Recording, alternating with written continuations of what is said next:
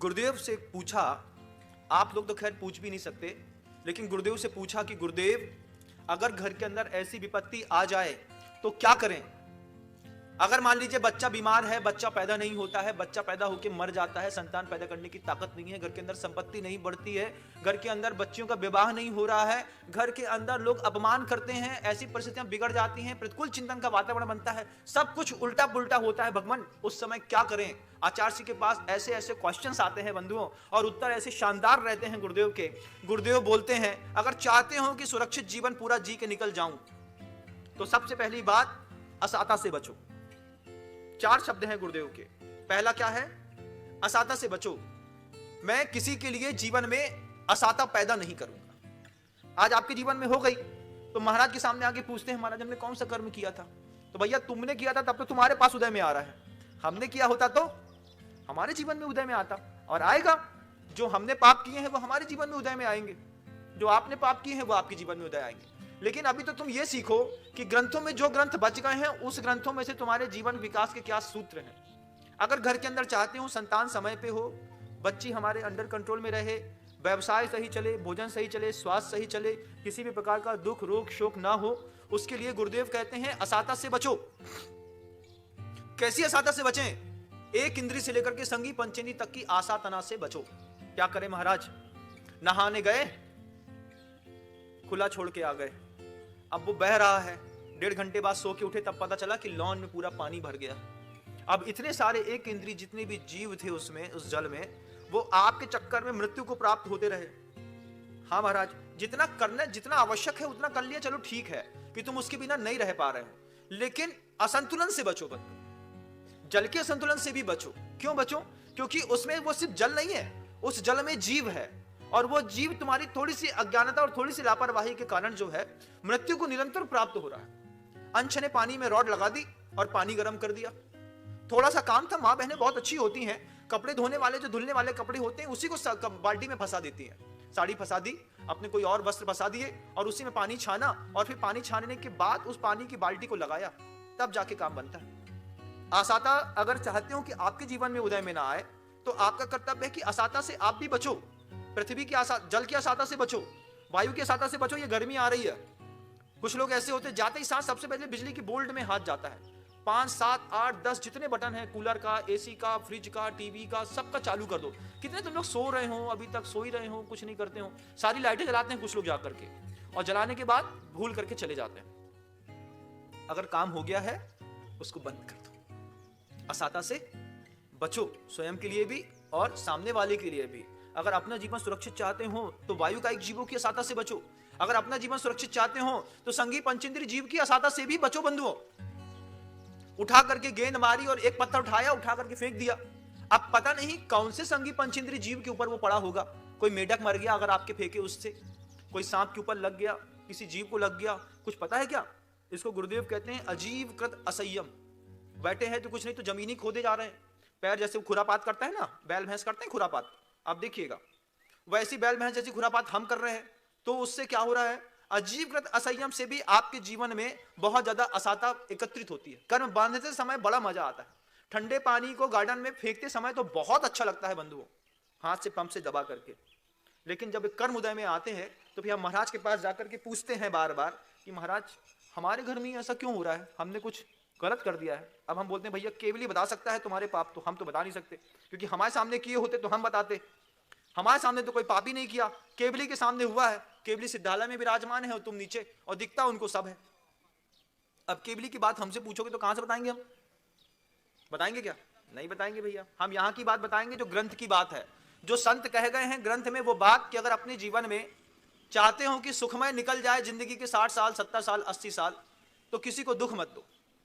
संगी पंचेंद्री को भी दुख मत दो, एक इंद्री को भी दुख मत दो। गुरुदेव कहते हैं असमाधि से बचो। असमाधि से कैसे बचे? कि दूसरे के लिए ऐसी दुर्भावनाएं तैयार मत करो कि कोई तुम्हारे लिए मरने की भावना करे। विदेशों में, हिमालय पर्वतों में, तिब्बत में कल्चर है कि किसी पेड़ को सुखाना है मान लो, तो उसके सामने जाकर के दुर्भावनाएं दी जाती हैं, और दुर्भावनाओं के कारण बार बार निरंतर सुनते सुनते सुनते सुनते वो पेड़ अपने आप सूख करके बाहर हो जाता है। कुछ लोग ऐसे हैं जो पेड़ काटने वाली जो कौम होती है, लकड़हारे होते हैं जो जंगलों में रहते हैं, उनको मान लीजिए कोई बहुत मोटा पेड़ काटना है तो बार बार जाकर के उसके सामने से गाली देकर के निकलते हैं, लात ठोकर के निकलते हैं, और धीरे धीरे धीरे उनकी भावनात्मक वाइब्रेशन इतनी भयंकर निकलती है कि पेड़ के पत्ते झड़ना शुरू हो जाते हैं समय में, फल विषाक्त हो जाते हैं, पहले धीरे से छोटे हो जाते हैं, एक दिन आता है कि वो पूरा पेड़ सूख करके नष्ट हो जाता है। बैड वाइब्रेशन हम कितना भेजते हैं एक दूसरे के प्रति, ये भी एक असमाधि का बहुत बड़ा कारण बनता है बंधु। और जब हमारे घर के अंदर कोई पागल बच्चा पैदा होता है, कोई दिमाग से आधा पैदा होता है, कोई आंख का ऐसा निकलता है, तब हमें बार बार सोचना पड़ता है कि इसने ऐसा क्या किया है। आचार्य बोलते हैं ये मत करो, ये पर्याय सही है ना, अगली पर्याय सही मिलेगी, ऐसा मत करो। क्या नहीं करो? अवर्णवाद से बचो। तीसरी बात गुरुदेव कहते हैं वो अवर्णवाद क्या है? झूठा आरोप प्रत्यारोप करना बंद करो। लेकिन हमको झूठा आरोप प्रत्यारोप करने में बड़ा आनंद आता है। जब भी हम जाकर के बैठते हैं कभी भी किसी के यहां, भैया हमने सुना है, अब फिर सुना है पूरी रामायण कहां कह दोगे, और फिर बाद में क्या कह दोगे? हम नाम नहीं बताएंगे, बस बाकी हमने सुना है। ये अवर्णवाद जो है आपके मुंह में अगली बार जबान भी नहीं पैदा होने देगा, मान के चलिएगा। कुछ लोगों की ऐसी भाषा शैली होती है, आ जाएंगे बैठेंगे पूरी राम कहानी कहेंगे, अरे यार क्यों क्यों भाई कौशल क्या चल रहा है? हाँ ऐसा, हाँ पिताजी आइए बढ़िया सब चल अच्छा चल रहा है। हमने सुना है भाई कि अब देखो तुम बुरा नहीं मान रहे तो हम बात कहें, क्षमा करो पहले से, हाँ पहले हम माफी मांग ले रहे हैं इसे। भैया बोलो ही मत ऐसी बात। जिस बात को बोलने से पहले तुम क्षमा मांग रहे हो उस बात को अपने मुख के अंदर रखो, कोई अच्छी है, क्योंकि तुम्हारी उस क्षमा वाली बात में किसी का अवर्णवाद निश्चित रूप से छुपा है। जो व्यक्ति सबसे पहले ये कहता हो तुम बुरा ना मानो तो एक बात कहे, उसके मुंह में बोलो तुम बात ही मत कहो, पहले से उसका मुंह बंद कर दो। यार देखो नहीं कहेंगे ना तो फिर कहीं बाद में तुम हमें जो मत बोलोगे तुमने हमें बताई नहीं। कक्का तुम मत बताओ, अभी तक हमने जीवन में कोई गलत नहीं किया है, हमारे साथ कोई गलत नहीं होगा। हमने अगर गलत किया है तो हमको खुद ही पता है कि हमने कहां पे गलत किया है, वहां पे गलत होकर के सामने आएगा। लेकिन कुछ लोग ऐसे हैं, नाम तो नहीं बताएंगे लेकिन हम बता देते हैं तुम्हारे बारे में ऐसी चर्चा हो रही थी। अब एक छोटा सा कनखुजूर जैसा कीड़ा जो है ना कान में छोड़ करके आदमी निकल लिया। अब वो बेचारा व्यक्ति घुन रहा है, सतना वाली बाई ने हमारे लाने ऐसो बोली थी, जबलपुर वाली ऐसी बोल रही है, और जा मऊरानीपुर वाली तो बिल्कुल नहीं छोड़े हमें, जब देखो तब ही हमें काटत रहे थे। अब बेचारी परेशान, रोटी हमारी, भोजन हमारा, पति हमारा, व्यवसाय हमारा, लेकिन शब्द तुम्हारे। इस तरीके का कान में जो जहर उगलते हैं फिर उनके कान में बाद में मशीन लगती है। बोले काय दादा सुनाई दे रहा हूं? क्या बोल रहे बेटा, हमें सोई नहीं सुनाई दे। क्या नहीं दे दादा? क्योंकि तुमने कभी किसी के कान में जहर उंगला था। आज तुम्हारी इंद्रियां काम करना धीरे धीरे धीरे धीरे बंद कर रही हैं। अंत में गुरुदेव कहते हैं अंतिम एक शब्द का और ध्यान रखो, अगर जीवन में सुख से जीना चाहते हो तो अहंकार से भी बचो। अहंकार से कैसे बचो भैया? अभी देखो तुम लोग अभी हंसने लगोगे, हम थोड़ा सा बोलेंगे तो भी हंसोगे। बोले हाँ महाराज ये ठीक कही, 100 धर्मेंद्र की बोली ले ली तो फूल के गुप्पा मत हो जाइयो। कितने लोग हंस रहे?